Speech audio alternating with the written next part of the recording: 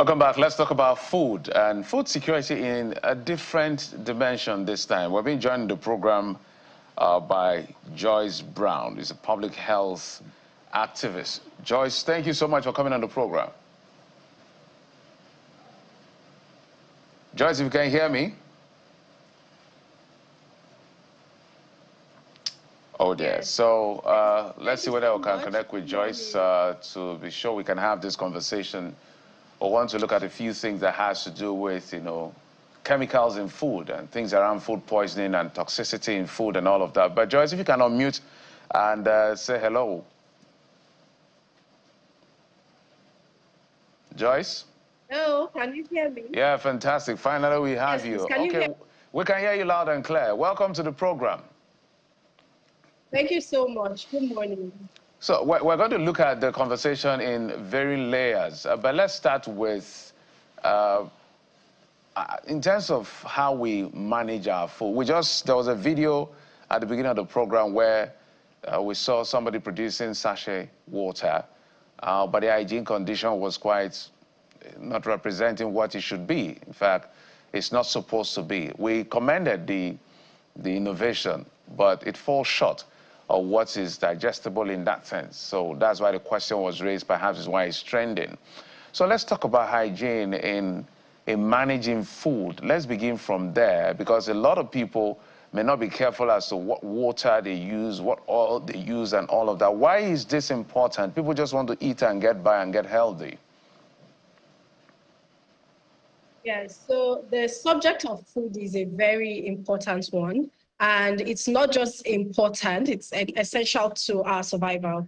And there are increasing concerns as to what we eat and how it's produced, especially because of the increase in incidences of non-communicable diseases, many of which are actually, linked by studies to the food that we consume and, of course, to pollution in our environment. And largely, food security is a serious issue for not just Nigeria, but across the world. And as a matter of fact, last year in November, during a public hearing on GMOs, a promoter of these products did say it is better to eat and die, that is to eat GMOs and die, than to not eat at all. There is really no sense in that, but sadly, that's the attitude of some people to food, and it's based on the fact that the economic situation is not palatable, and so people tend to, or people should be able to eat whatever comes their way. But the truth is that food shouldn't be a threat to life at all. Food was designed to support, enhance, and nourish life, not in a temporary or one-off manner, but in a way that is sustainable and in a way in which the integrity of the environment and, of course, the dignity of the people who produce the food and those who consume is intact. So there is really no point, eating or selling food that is below safety standards just because you want to get food temporarily or because you want to make immediate financial gain. It's important that people really consider the long-term impact of this, both on the part of especially on the part of those who are, producing and selling these kinds of food. I want to believe that it's because of ignorance. They really do not understand the extent to which their actions actually affect the health of people. So let's take fruits, for example, Joyce. And I know you say that. Well, the buck stops at the table of those who sell it. But take fruits, an apple, a simple apple. They always say an apple a day keeps the doctor away, right? So people rush for apples, despite the fact that it's quite expensive now.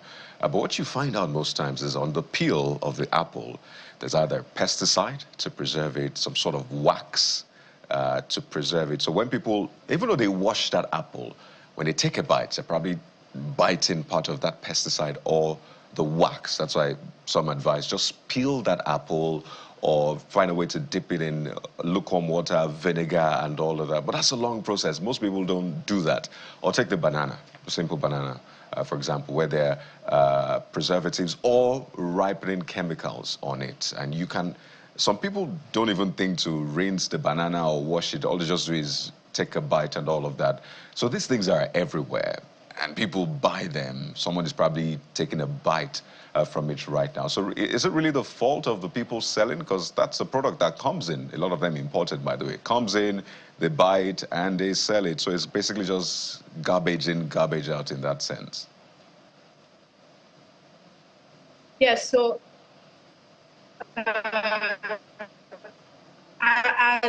as practice, I know it imported from very long distances, and oftentimes that's the reason why they have these preservatives on them, and we're able to see traces of that on their skin. So and that is why also organizations like Health of Mother Earth Foundation are pushing for and promoting agroecology, because that actually encourages local food production, encourages that we have like short value chains where food does not have to move through too long distances, and so you won't necessarily have needs for those toxic preservatives on product. So things like apples, I know a number of people who tell you they don't eat apples except they are abroad, and I think it's a practice that if you really want to stay healthy, you may want to adopt. Oh dear, Joyce, you might need to take that part again. The connection seems to be lagging, so we're not quite getting your response through as we ought to. But I know you're making a point about what people should do.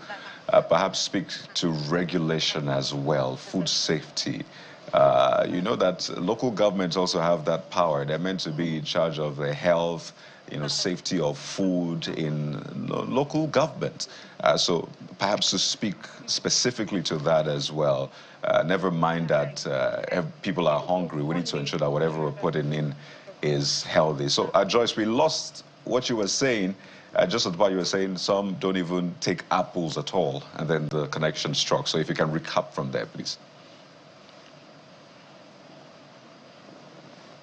Okay, we'll try to get Joyce back. But guys, this is a very, very real danger. Very real danger. And some people take it for granted. That's why we thought, let's have this conversation so we can equip Nigerians with the right information. I even wanted to find out from her, maybe when she comes back, to what extent can we clean? Is there something as over cleaning? Because some of us will wash it with water, then use vinegar, and then now use soap to top it up. And then salt in the salt water. Are we overdoing it? For those who do it?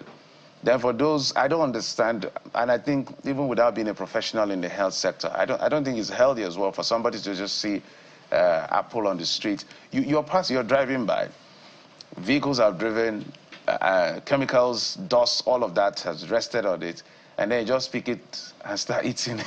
No, some try. They pick it, they rub it on their outfit, and they just... I know that's just... And she was speaking to that concern about apples, saying that's the reason some people would not rather touch an apple that is, purchased here in Nigeria, because they believe that the safest of apples to consume are the ones that are grown in the original countries of the world where these crops are grown, because of the passage of time for those apples to come in transit all the way to these parts where we eventually consume. And then we overlook these concerns because of our love for apples and vitamin C. We just buy them and we consume them. So I'd like her to speak more to that concern. How much of a danger are we in when we consume that because of the passage of time, for the transportation of those particular kinds of crops? And I believe pear is also in that category. But beyond when the apples get on our tables, when the food gets on our tables, from transportation, from wherever they're grown, what about toxins when they're growing? The concern about pesticides, and we're big, on pesticides in these parts. I'd like her to speak to that, and what scale of danger we're in with the concern about pesticides. And I believe there's a World Day Against Pesticides, as judged by the United Nations. So we're even big on the manufacture of that for the fertilization of crops. So that's another critical aspect of the conversation, but clearly is ongoing. And when next we have her, we'll expand on it. Definitely, we're going to have Joyce back. I can see we were ready for you, Joyce, in case you're watching. There are lots of questions. So Joyce Brown is a public health activist who joined us from Port Harcourt, the River State capital. We hope the network is going to allow us to do a better job next time. But we'll take a quick break and we'll come back and bring you more on the program. Join us again.